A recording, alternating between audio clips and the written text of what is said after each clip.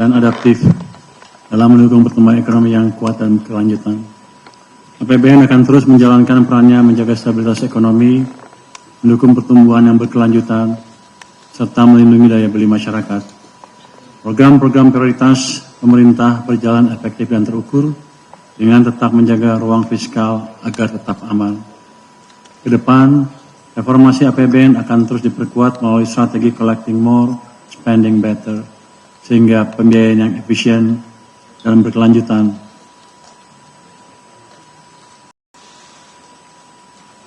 dengan komitmen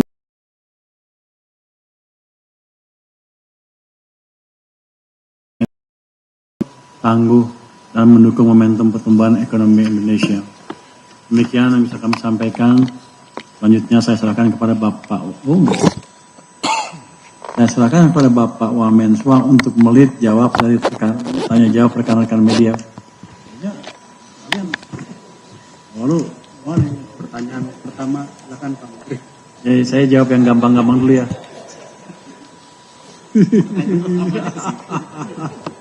Tinggal ngetik gimana nih? Ini mana? Pertanyaan mana sih? Selain diskon transportasi dan mudik gratis, apakah ada stimulus lain yang akan diberikan untuk mengejar tingkat konsumsi kuartal 1? Tapi itu kita jelaskan ya tadi. Nanti ada 55 triliun tambah, ya cukup banyak. Tadi di slide yang pertama sudah saya jawab itu, saya pikir nggak usah diperjelas lagi.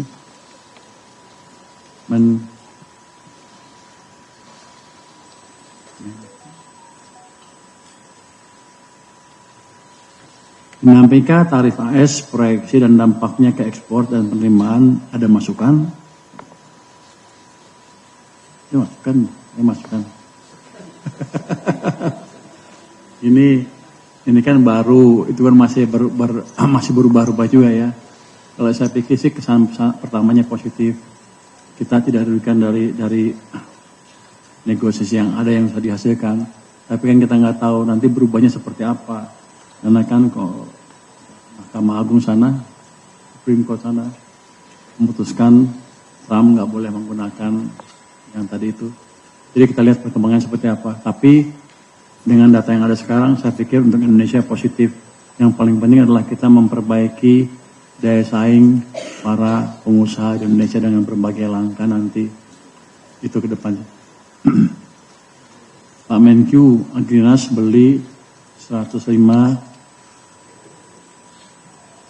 mobil pickup India buat Kopdes Merah Putih. Itu dari APBN, alokasi anggarannya berapa?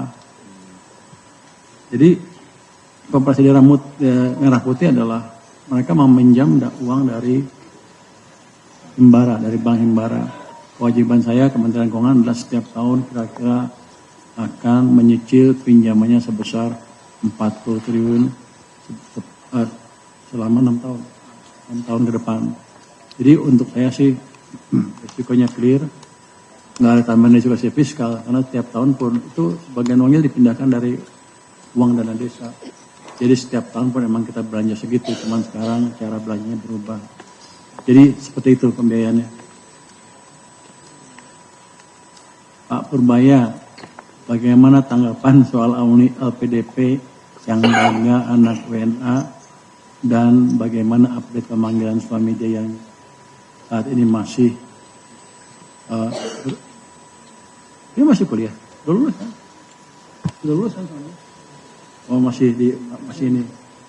Jadi kalau saya nggak tahu nih, saya baca ininya. Rasanya begini, itu seperti itu hal yang kami sesalkan. Jadi kami akan menegakkan aturan yang ada di LPDP sehingga yang bersangkutan menyelesaikan tanggung jawabnya LPDP. Tadi sudah bicara dengan dia. Jadi ke Pak Bos LPDP.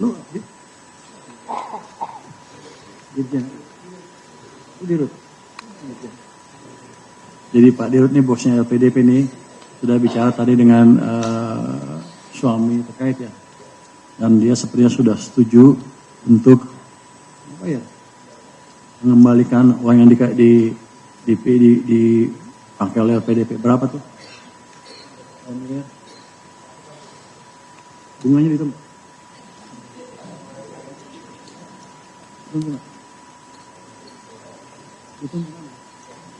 Jadi termasuk bunganya loh. Jadi bukan uang IPA kan, kalau saya taruh uang itu di bank juga ada bunganya kan. Dengan treatment yang fair. Saya harapkan ke depan teman-teman yang dapat pinjaman LPDP, ya kalau mau nggak seneng yang nggak seneng, tapi jangan menghina-hina negara lah. Yang begitu kita itu uang dari pajak dan sebagian dari utang yang kita sisihkan untuk memastikan SDM kita tumbuh. Tapi kalau dipakai untuk menghina negara, ya kita minta uangnya dengan bunganya kalau gitu. Nanti saya akan blacklist dia. Di seluruh pemerintahan nggak akan bisa masuk. Nanti kan kita lihat blacklist yang lain sendiri seperti apa. Jadi jangan menghina negara Anda sendiri. Lu sekolah biaya siapa?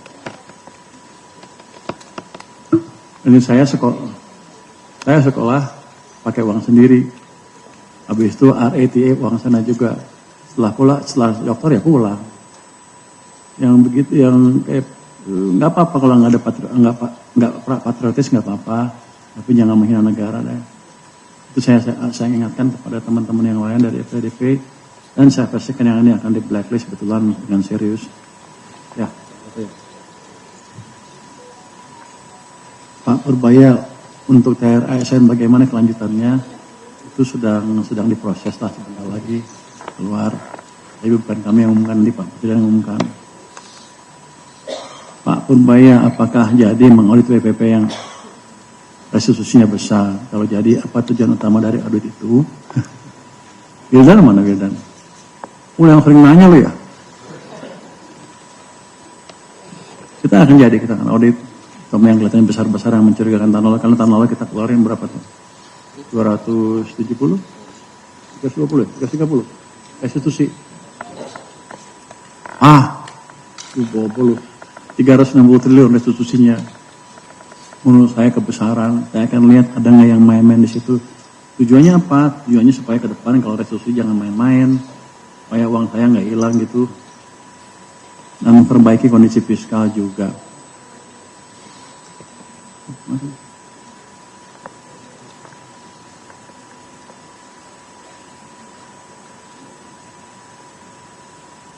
Bagaimana Kemenkyu melihat potensi NPL KUR di Himbara yang membengkak hingga di atas 10%? Bagaimana mitigasi yang dilakukan? Apakah ada rencana APBN ikut menanggung? Udah nggak?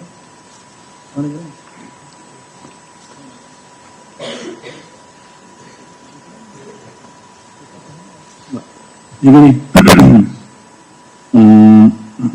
harusnya itu bukan tanggungan kami lagi kan.